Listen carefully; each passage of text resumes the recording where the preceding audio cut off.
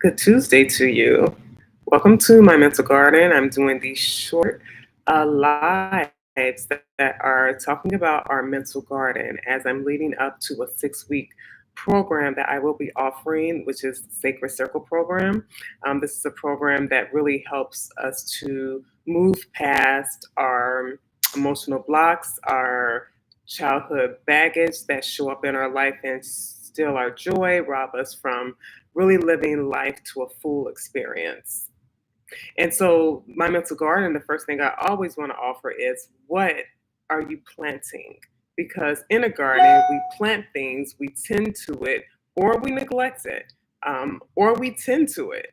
But we want to be mindful of what we're planting because for many of us, we have been planting seeds that we really would not want to see. And we've not cared for anything that we want to see. And so what happens is we start to have weeds all throughout our mental garden. And these weeds symbolize the things that keep us from growing. They suck up all of our energy. And we want to really be at the forefront of what we're planting. That means that we are intentional about what we're planting. And when we plant it, we want to care for it, water it, nurture it, give it the sun, give it the light, and watch it grow and see the beauty that comes from that. So, what are you planting today? What seeds are you planting in your mind that you would really want to see become a bigger part of your vision? And for me today, I am planting seeds of courage. It takes courage for me to come on live here.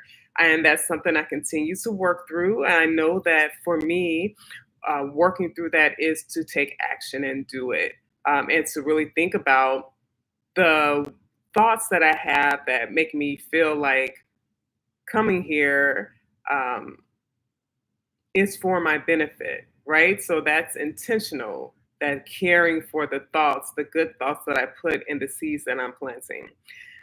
The opposite of that will just let those negative thoughts sprout up like weeds, and that can keep me from growing and doing the things that I know I'm in here to come here to do. So, what are you planting? What seeds are you planting in your mind that you will really want to see grow and become part of your experience, your life experience, this life that we are a part of creating every day? And so, in this live, I want to talk about the fact that healing can be scary for many people because, when we heal or when we take this when we think of healing, we think of growing from pain we've had. The first thing can come up is the pain that we've endured.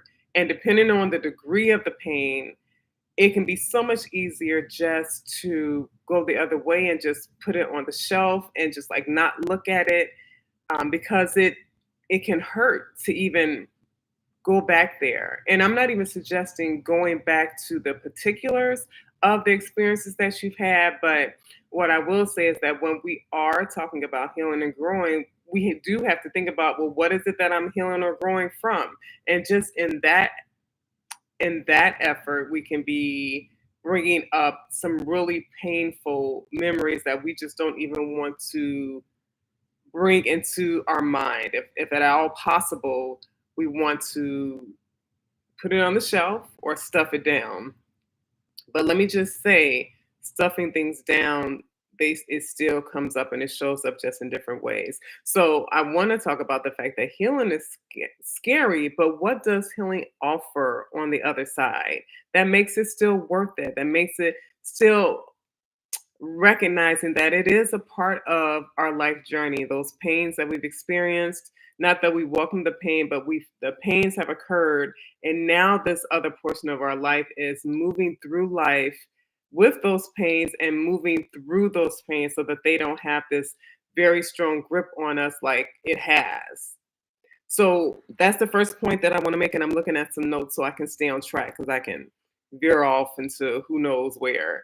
So the first thing is that trauma impacts us in certain ways, and um, it impacts the power that we really do have inside of ourselves.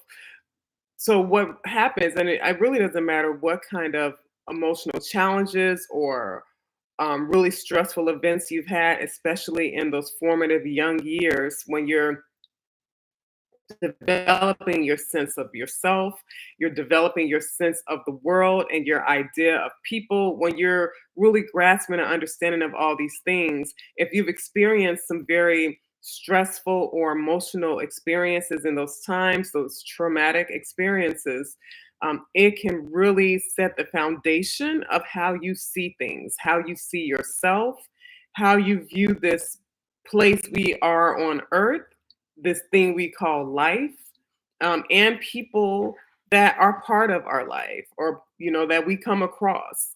It can really shape how we see all of those things, and how we shape those things are going to determine how we move through them, move through ourselves, and how we move with other people. And how we do that is really going to determine our level of joy.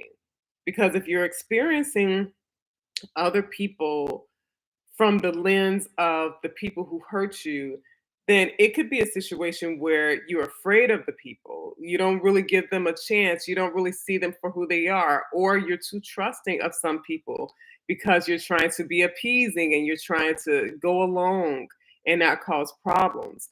But either end of this spectrum can really take you from being in the center, grounded and rooted, and being able to really experience other people from a place of self control and of a place of confidence.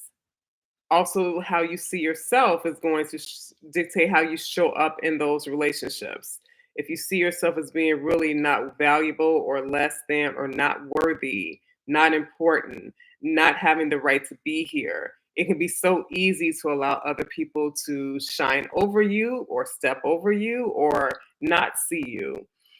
And it's important for us to be able to see ourselves, to be able to see yourself, because you seeing yourself is going to be what matters more than anything. So there's a lot of work that tends to need to be had when a person has experienced a lot of emotional turmoil, a lot of trauma or harm. This rebuilding of who it is that you are becomes like a very big part of the life journey. And um, it really can become like a spiritual experience, the pain that you've experienced, and now trying to move through life through it. It can be spiritual, particularly if you are recognizing that, okay, I want to grow now from all these things that I experienced. I want to grow and come into this better version of myself. It's going to take going through all those layers and like really getting in tune with who it is that you are within yourself. Because what happens when we've dealt with a lot of emotional baggage, emotional blocks, traumatic experiences, harmful experiences, is we can shift from getting to know who we are inside, and we can shift to giving our power to all the things outside that have hurt us, because that's what we begin to focus from and function from, not being hurt again. And who hurt us? It wasn't, you're not thinking that it's your inner self that hurts you. You're thinking it's that physical person that you see who did a thing that hurts you. And life can become about making sure that that person doesn't hurt me again, and that that person doesn't hurt me again, and that these people don't hurt me. And so a lot of our focus becomes external, and we're not taught to see the power within us or to work within ourselves. In no ways are we taught that. And in the society that I'm in, anyway, I've not been taught that. And the way that many people function, I believe that many people haven't been taught that as well. So understanding that when we have dealt with those emotional hits that really hurt us, um, it really can take us from looking within ourselves to where our true power is, to looking outside of ourselves for protection and really giving power to other people. So that's first. And I know that you don't want to live that way. I know that it was not fun for me when I lived that way, because I understand it. I've done it for many years. But on this spiritual journey, which is that healing journey, I've really seen the shift and the power and really starting to get back to me and understanding who I am beyond just this physical outward appearance, who I am internally, and and what that really means. Also, when we're thinking about the pain and the hurdles that we have to go through, when we're coming from a place of helplessness, it really can be like these hurdles and just feeling like every day is going to take more effort to get through to avoid getting hurt. But when we really start walking on the path of, okay, I'm going to start growing beyond this because I'm more than what happened to me, and I want to now explore beyond this, then these things that we see as hurdles and setbacks, we can really look at them as stepping stones because everything is information. When something hurts you, you can start to go within and analyze yourself on what is it about this situation that is hurting me? Why does it hurt me? What is this saying to me? And how can I be in a place of developing strength so that this doesn't hurt me anymore?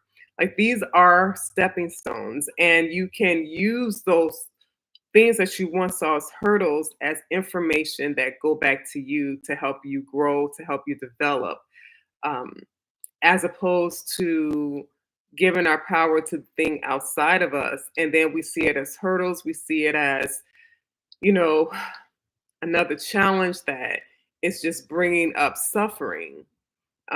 We can flip that and choose to see it as stepping stones. And remember, the way we see something in our mind, there's so much power in how we choose to see something in our mind because we do get to choose how we see anything. We get to choose it. No one else. Um, we can be at a point where no one else gets to have that power to define anything for us. We get to choose what this meaning has for us. And then when we know that, then we can be even take it a step further and know that by us knowing that we have the right to choose, that we get to choose the meaning of it. Because the meaning we give to things is so powerful. We can give things a meaning that contribute to our victimization, or we can give things meaning that start to spark another step in our growth and self-exploration. So that's number two. And number three is knowing that when you start this spiritual journey, because I really do see healing from these things of the past, it really is a spiritual journey because oftentimes when we've experienced these pains, it is our spirit that really has been seemingly demolished, shrunken, um, hurt. Our spirit is so hurt. You know what I mean? And that spirit is where we are open to life and we can find more meaning in life and we can see the connection in other people in life and just like see who it is that we really are. But when that spirit is crushed, we're so closed off to that. We're not open to the experiences of life usually because we're scared of life because life we feel has hurt us or someone in this life has hurt us. And so you end up being in a situation where you focus from that wounded spirit.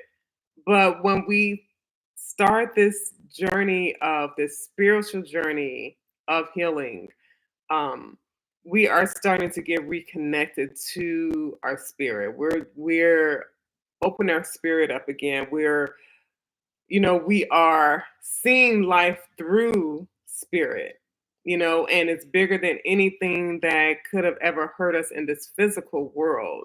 And it reminds us of who it is that we are and why we are here, why we've come here. It reminds us. And as we get more connected back to that memory and that knowing, it really does impact how we move through pain, how we move through the life experiences of pain, how we deal with those painful experiences. It's very different when we're coming from a spiritual space as opposed to when we come from just our humanness, the most fragile part of us, the part of us that will leave, this space.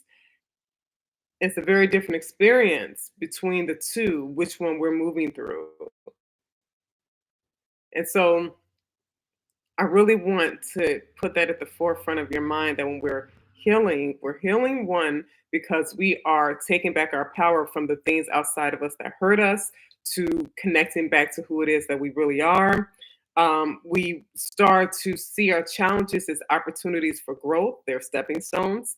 And we understand that healing um, is a spiritual journey and it's not linear. So it's not like this straight shot. Once you start healing, everything is straightforward and nothing else bothers you anymore. Like, oftentimes, those things that really hurt you in your younger years, there are things that come up again, but as you move through those experiences differently from a growth mindset, from a spiritual space, um, you approach them differently and you nurture the wounds that you have so that they don't get you down like they would have in the past. They allow you to grow even more and just like transcend into this different version of yourself. And then you also become this person who um can be a beacon of light to other people, even and not that you would intentionally want to do that, but just the way that you move will be something that it will give other people hope and even courage to start doing the same. Not that it's your responsibility to do that, but when we really start growing from situations, people who've been in similar situations, they see that growth and it can just be also a spiritual thing on how it ignites someone else to make a decision to grow in their life. So just understanding this power that starting healing can really offer to you know and really asking yourself, what do I want? Do I want to grow and be able to be open to a life that I can see its beauty even after pain? Or do I want to be tormented by pain? And I say that because I understand. I'm 48 years old, and for a large majority of my life, I endured pain that happened in my young childhood. And for most of my adulthood and young adult life, I really suffered with the thoughts of the things that happened in the past, the fear of those things happening again, and the low self concept that I carried for too long. And being able to be on this path of growth that I still grow through, because again, healing is not linear, it has offered me a different emotional experience in this life, a different physical experience in this life, a different experience in life. And it's put me on a spiritual journey that is far beyond any religion. It's not about what religion, I guess, should do. It should be this thing that connects you to the spirit and connects you to spirit, which is what is in the divine, and we're then connected. But it really has helped me to be able to just me personally have this connection with spirit, my spirit, the spirit of all things, the divine, without having to get caught up in traditions. It's helped me to really be able to live life and see myself transmuting and transforming throughout it. It's truly beautiful to really think about where I once was and where I am now and how I move now. It's different. Um, and I feel like I've gotten my power back. And I have those moments where things come up, right? There are challenges that come up, but It's so different how I move through them now. It's like I'm analyzing who I am in the midst of it, and I'm not so caught up in it and so buried down in it when those emotions come up. And that's really what I want to offer to anyone who is at this point where you're sort of sick and tired of being sick and tired. You're sick of waking up and dreading your day, or not feeling any excitement about anything, or having fear, not feeling like you'll be accepted, being fearful of being rejected again, and just what that feels like. I get all of it. I get all of it. And what I'm sharing is what I've come to know and what has helped me move through a version of myself that they don't exist anymore. They just don't exist anymore. And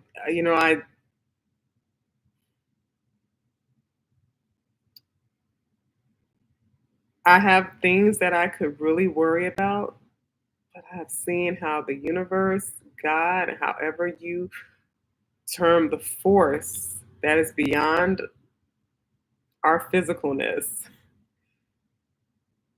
has protected me, has guided me, has been there for me to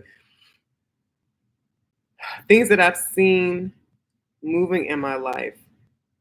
It's helped me to look at things that I would normally panic about and know that though I don't know quite how these things are gonna pan out, I know it'll be okay because I know life is for me. Life is so good to me, and I'm so grateful. And there was a point in time where I really didn't think that. I really felt I had gotten dealt an unfair hand of cards in life. And now I'm at this point where I see that life is good to me and life is for me. And I want you to be at that point where you can see that life is also for you. And we get to change the game and how we live in this life and how we be in this life. And it changes the experiences we have in this life. So, Sacred Circle's 6-week program is starting July 22nd. If you have an interest, put in the comments section sacred, and I will be sending out those links soon for you to be a part. Have a wonderful remainder to your Tuesday, and I will be back tomorrow. Peace and blessings. Bye.